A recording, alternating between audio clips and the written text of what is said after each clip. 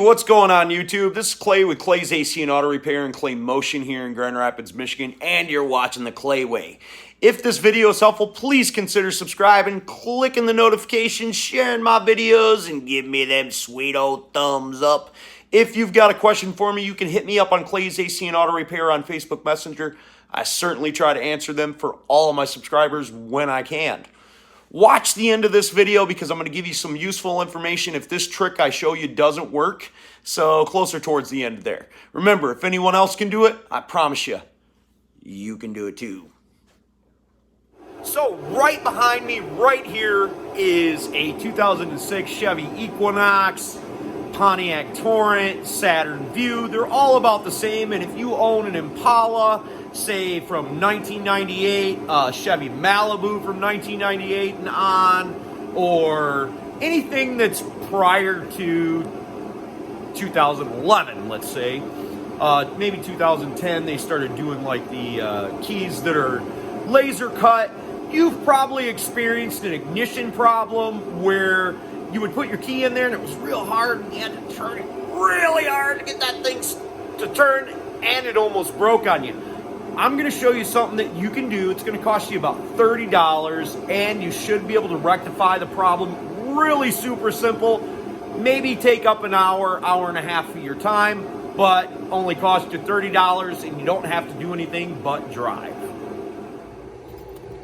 So on the late 90s to late 2000 GM models, they use a lock cylinder that looks just like this. Sometimes in them Malibus, it's right here, you know, or them old Auroras or things like that.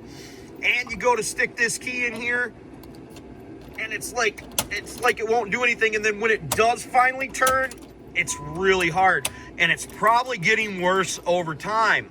So we're going to show you how to rectify that without anything except for a trip to the dealership. Now, even at the dealership, this ain't gonna cost you much.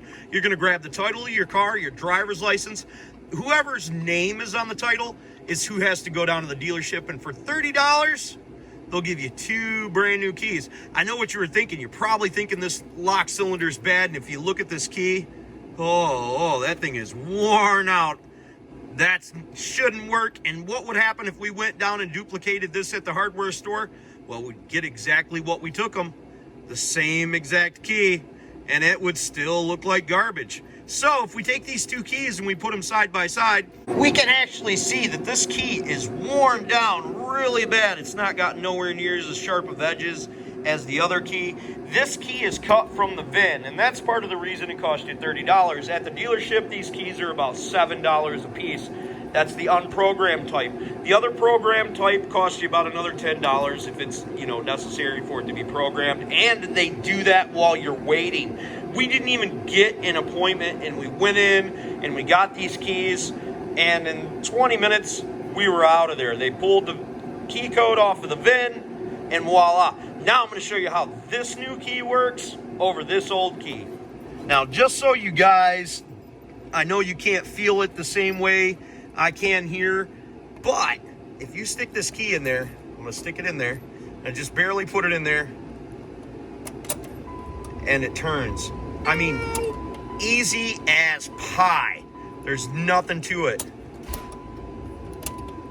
Man, I'm so happy. Now, one of the things that would happen with this old key, other than not turning, now it turned easy just now, but normally it's like you have to put a lot of pressure on it, and you got to wiggle it just a little bit there. It would come out. My new key doesn't do that. So that's awesome.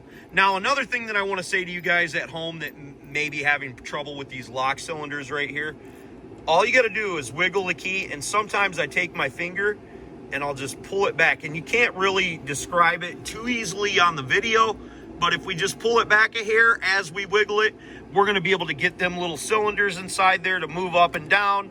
And if we do that as we try to do a turning motion, it should turn rather easily. So if you're stuck in the driveway, do that. But if your key starts to do this, take a look at it, and if it looks all worn down like this one, get down to the dealership, get you a new key.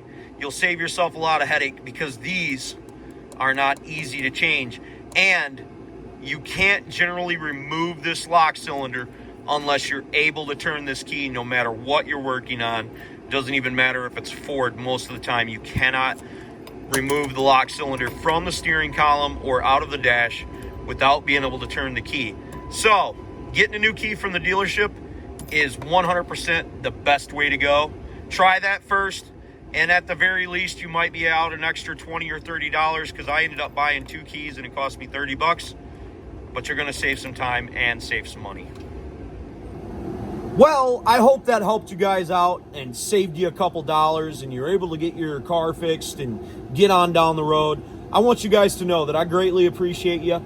Remember, if anyone else can do it, you can do it too. Don't be the next to them. Be the first to you. God bless, and have the best of days.